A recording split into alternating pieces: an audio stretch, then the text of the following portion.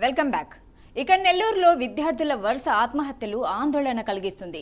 ఈ సంవత్సరంలోనే పలు కాలేజీలో 3 విద్యార్థులు సూసైడ్ చేసుకున్నారు. చదువు పేరుతో విద్యార్థులను కాలేజీ యాజమాన్యాలు ఒత్తిడికి గురి చేస్తుండటంతో అవి తట్టుకోలేక ఆత్మహత్యకు పాల్పడుతున్నారు. మొన్న నెల్లూరులోని ఆర్ఎన్ఆర్ కళాశాలలో హేమశ్రీ అనే విద్యార్థిని ఆత్మహత్య చేసుకుంది. అయితే ఆమె ఆత్మహత్యపై కళాశాల యాజమాన్యం నిర్లక్ష్యంగా వ్యవహరించింది. దీనిపై ప్రశ్నించిన విద్యార్థి సంఘాలపై పోలీసులు లాఠీ చార్జ్ చేశారు. మరోవైపు యాజమాన్యాలకు పోలీసులు తొత్తులుగా వ్యవహరిస్తున్నారు. ఈ విషయంపై మరింత సమాచారం అందించడానికి మా ప్రతినిధి నెల్లూరు నుంచి నరేష్ అందుబాటులో ఉన్నారు. నరేష్, చెప్పండి, ఎందుకు ఆత్మహత్యలు జరుగుతున్నాయి? ఏమన్నా ఒత్తిడి కారణంగానా, లేకుంటే మార్కులా, ర్యాంకులా? సో ప్రస్తుతం నేను నెల్లూరుకు సంబంధించినటువంటి ఆర్ఎన్ఆర్ స్కూల్ అండ్ కళాశాలకు సంబంధించినటువంటి బిల్డింగ్ వద్దున్నాను. 3 రోజులకు జరిగినటువంటి ఘటన, అమ్మాయి ఇక్కడే సూసైడ్ చేసుకుంది. ఇంటర్ ఫస్ట్ ఇయర్ చదువుతున్నటువంటి సత్యవేడుకు చెందినటువంటి హేమశ్రీ ముక్కు పచ్చలారిన పసిపాప, ఏదైతే ఇంటర్మీడియట్ చదువుతున్నటువంటి పాప బాల్వర్మణకు పాల్పడడంతో ఒక్కసారిగా కూడా విద్యార్థులంతా కూడా భయాందోళనకు గురయ్యారు. ఆ రోజు ఉదయానికి విద్యార్థులందరూ కూడా సెలవులు ఇచ్చి యాజమాన్యం బయటికి పంపించేసింది. కనీసం ఎలాంటి ఇన్ఫర్మేషన్ లేకుండా తల్లిదండ్రులకు ఇప్పటి వరకు కూడా 3 రోజులు గడుస్తున్నా కూడా ఇంతవరకు కాలేజ్ యాజమాన్యం బయటకు వచ్చి విద్యార్థి సూసైడ్పై కనీసం వివరణ ఇవ్వకపోవడంతో ఒకవైపు కాలేజీకి సంబంధించినటువంటి మిగతా స్టూడెంట్స్ ఎవరైతే ఉన్నారో వాళ్ళ తల్లిదండ్రులు కూడా ప్రస్తుతం కాలేజీకి వచ్చి కాలేజీ తెలిసారా అనేది కూడా ప్రస్తుతం చూస్తూ ఉన్నారు.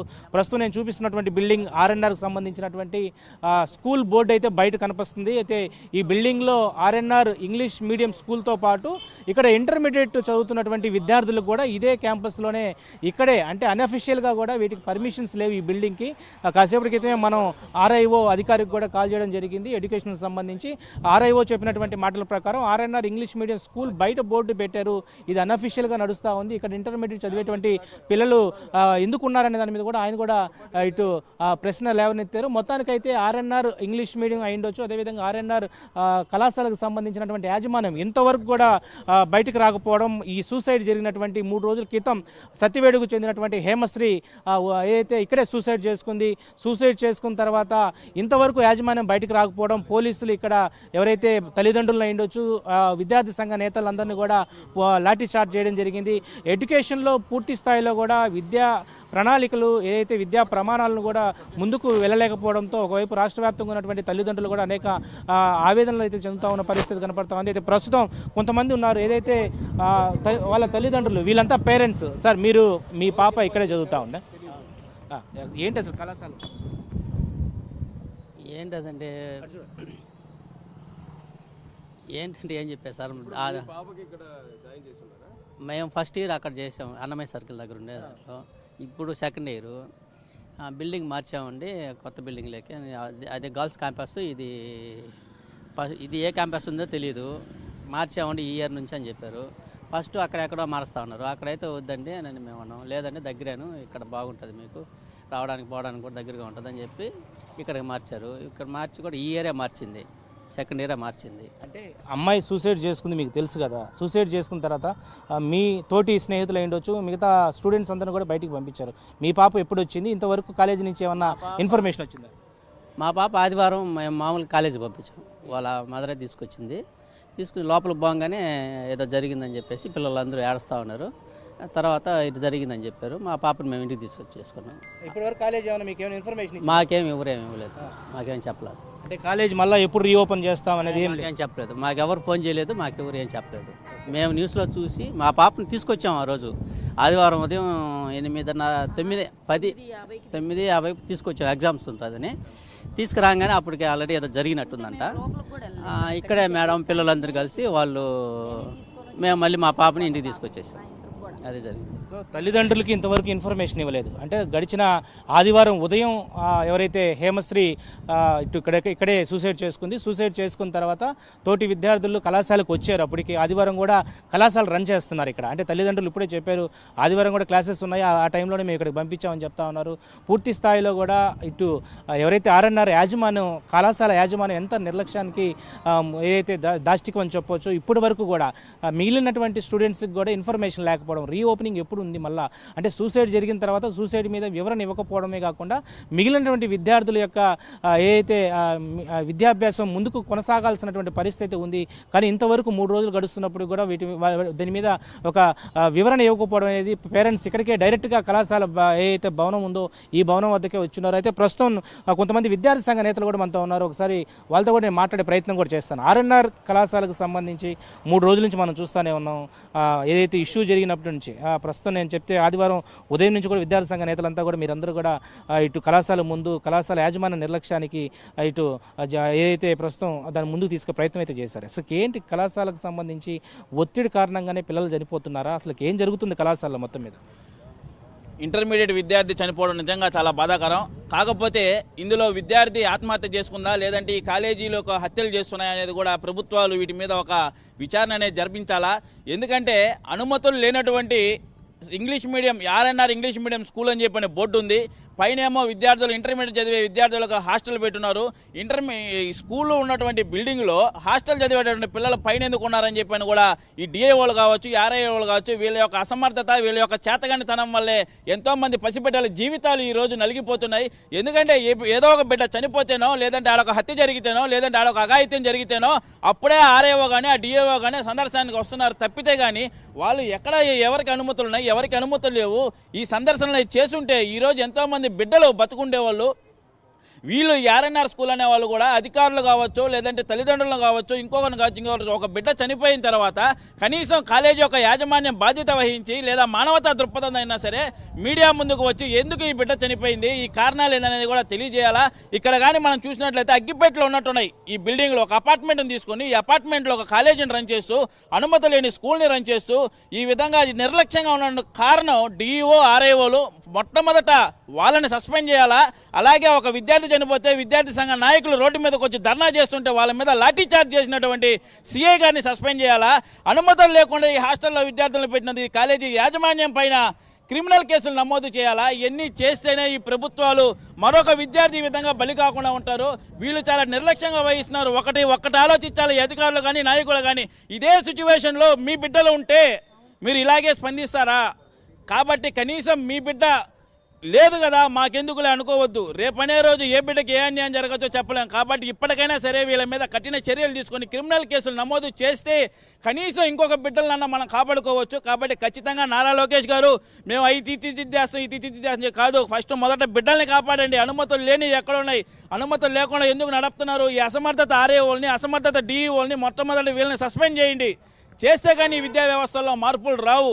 కాబట్టి ఆర్ఎన్ఆర్ స్కూల్ యాజమాన్యం మీద కూడా క్రిమినల్ కేసు నమోదు చేయాలా. క్రిమినల్ కేసు నమోదు చేస్తేనే రెండోసారి ఇంకొకరు ఈ విధంగా అనధికారికంగా నిర్వహించేందుకు భయం అనేది ఉంటుందని చెప్పని తెలియజేస్తున్నాం. అంటే ప్రధానంగా మనతో పాటు మరి కొంతమంది కూడా ఉన్నారు. మీరు చెప్పండి, ఈరోజు ప్రధానంగా ఆర్ఎన్ఆర్ కళాశాలకు సంబంధించినటువంటి బిల్డింగ్ ఇది కాదు, ఇక్కడ పర్మిషన్స్ లేవు, ఇక్కడ స్కూల్ అండ్ కళాశాల కూడా రన్ చేస్తున్నట్టుగా పేరెంట్స్ కూడా మనతో చెప్పడం జరిగింది. అసలు ఏంటి దాని మీద ఎందుకు ఈ విద్యా సంబంధించినటువంటి అధికారులు పర్యవేక్షణ చేయలేకపోతున్నారంటారు? మొట్టమొదటిగా విద్యాశాఖ మంత్రి దద్దమ్మ కాబట్టి జరిగింది. విద్యాశాఖ మంత్రి కరెక్ట్ అయినటువంటి నాలెడ్జ్ ఉన్న వ్యక్తిగా అయితే గత ప్రభుత్వంలో విద్యాశాఖ వ్యవస్థ సరిగా లేదని చెప్పని ప్రశ్నించినటువంటి ఇదే ప్రభుత్వ నాయకులు ఇప్పుడు వాళ్ళ చేతిలో ప్రభుత్వం వచ్చిన తర్వాత దాన్ని ఎందుకు సుపరిపాలన అనే పేరుతో సరిచేయలేకపోతున్నారు అనేది నా వాదన.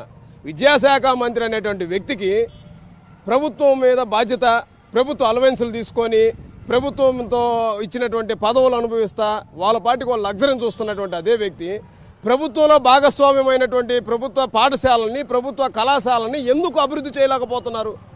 ప్రతిదానికి కార్పొరేట్ అనే పదం ఎందుకు వచ్చింది? అసలు కార్పొరేట్ అనే పదం ఎందుకండి పుట్టడము? మాకు ప్రభుత్వాలు మేము మంచి ప్రభుత్వం కావాలని మేము కోరుకుంటే లేదు మీరు కార్పొరేట్ పరిధిలో ఉండాలని మీరెందుకు మమ్మల్ని బ్రెయిన్ వాష్ చేసి మమ్మల్ని ఈ విధంగా ఇబ్బంది పెడుతున్నారు? ఇది కరెక్ట్ అయిన వ్యవహారం కాదు కదా. విద్యాశాఖ మంత్రి కరెక్ట్గా ఉండుంటే విద్యాశాఖ మంత్రిలో కింద పనిచేసేటువంటి అధికారులందరూ కూడా కరెక్ట్గా ఉండుంటే ఈరోజు ఆర్ఎన్ఆర్ స్కూల్లో ఒక విద్యార్థిని ఆత్మహత్య చేసుకునేది కాదు.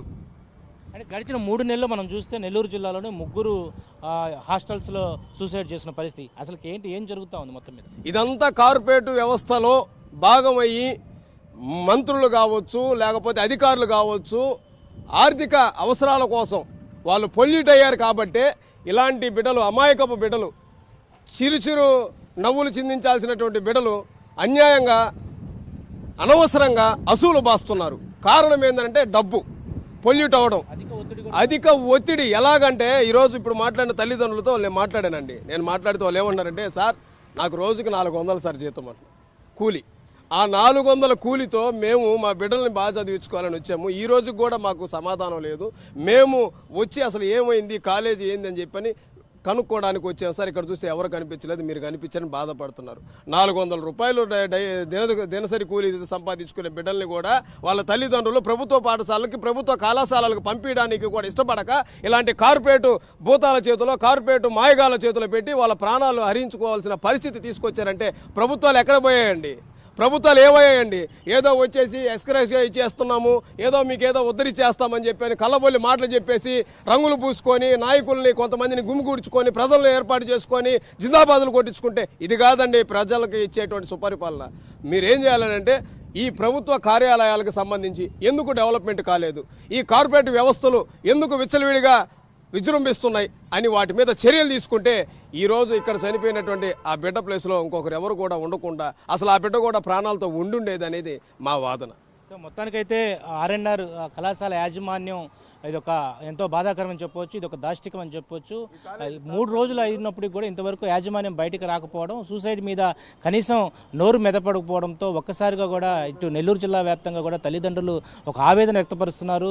ఏదైతే కూలి పనులు చేసుకుంటూ మా పిల్లల్ని కార్పొరేట్ విద్యా సంస్థలో చదివించుకునే ఉద్దేశంతోనే ఈరోజు మా విద్యార్థులందరూ మా పిల్లలందరినీ ఇలాంటి కళాశాలలో, స్కూల్స్లో చేర్పిస్తా ఉన్నాం. కానీ ఇక్కడ అధిక ఒత్తిడి ఉన్నటువంటి నేపథ్యంలో, అదేవిధంగా హాస్టల్స్లో ప్రతినిత్యం కూడా టీచర్స్ నుంచి వేధింపులు ఉండడం, ఉదయం తెల్లవారుజామున లేచినప్పటి నుంచి కూడా వాళ్ళకి ఇచ్చేటువంటి గైడ్లైన్స్ ఎగ్జామ్స్ అయి ఉండొచ్చు, రాత్రి నిద్రపోయేంత వరకు కూడా పూర్తి స్థాయిలో వాళ్ళకి వచ్చేటువంటి రిజల్ట్ మీదే వాళ్ళ యొక్క భవిష్యత్తుని వాళ్ళు పూర్తి స్థాయిలో కూడా అంటే ఆధారపడే విధంగా కూడా కళాశాల యాజమాన్యం ఏది చెప్తే అది చేయాలా, ఒక బానిసత్వమైనటువంటి బతుకులు బతకాలనే ఒక ఉద్దేశంతోనే యాజమాన్యాలు ముందుకు తీసుకెళ్తున్నాయని చెప్పి ఒకవైపు విద్యార్థి సంఘ నేతలు అయితే ఆరోపిస్తూ ఉన్నారు. మొత్తానికైతే ఏదైతే ఈ యొక్క కళాశాలకు సంబంధించినటువంటి యాజమాన్యం ఇంతవరకు బయటకు రాకపోవడం, అదేవిధంగా విద్యార్థి సంఘ నేతలు ఉండొచ్చు, అదేవిధంగా తల్లిదండ్రులను కూడా ఇటు కళాశాల యాజమాన్యం ఇటు చాలా వరకు కూడా ఆ రోజు ఆదివారం మనం చూస్తే అనేక ఇబ్బందులు కూడా గురి చేసినట్టుగా తెలుస్తూ ఉంది. ఇప్పటి వరకు విద్యార్థులకు కూడా ఈ విషయాన్ని మళ్ళీ రీఓపెనింగ్ ఎప్పుడు అనే దాని మీద కూడా ఇంతవరకు ఆర్ఎన్ఆర్ కళాశాల యాజమాన్యం చెప్పకపోవడం అనేది చాలా ఒక ఆవేదనకు గురి చేస్తుంది. తల్లిదండ్రులందరూ కూడా ఆవేదన చెందుతున్నారు. ఒక్కొక్కరు తల్లిదండ్రులు ఈ యొక్క బంగ్లా అంటే ఏదైతే ఈ కళాశాల ప్రాంగణానికి వచ్చి మా స్కూల్ తెరుస్తున్నారా, కళాశాల తెరుస్తున్నారా అనేది చూస్తూ పోతున్నారు. అంటే ఎంతటి బాధాకరమైన అంటే తల్లిదండ్రులకు ఆ విద్యార్థి చదువు ఇంకా అంటే యాక్చువల్గా స్టార్టింగ్ అయినటువంటి కండిషన్ ఇది ఎడ్యుకేషన్లో. సో ఇప్పుడు ఇలాంటి పరిస్థితులు రావడం ఆ స్కూల్లో ఉన్నటువంటి ఆ కళాశాలలో ఉన్నటువంటి మిగతా పిల్లలకు కూడా ఇది ఎఫెక్ట్ అని చెప్పుకోవచ్చు. స్కూల్ అండ్ కళాశాలకు సంబంధించినటువంటి బిల్డింగ్ ఇదే అన్అఫిషియల్గా చూస్తున్నారు. ఇది మామూలుగా అయితే ఆర్ఐఓ అధికారిని మనం ఎవరిని అడిగిన తర్వాత పూర్తి స్థాయిలో కూడా ఇక్కడ ఈ బిల్డింగ్ పర్మిషన్ లేదని చెప్తా ఉన్నారు. ఏ పర్మిషన్ ఉన్నాయి, ఏ పర్మిషన్ లేవనేది విద్యాశాఖకు సంబంధించినటువంటి అధికారులు పూర్తి స్థాయిలో పర్యవేక్షించాలా.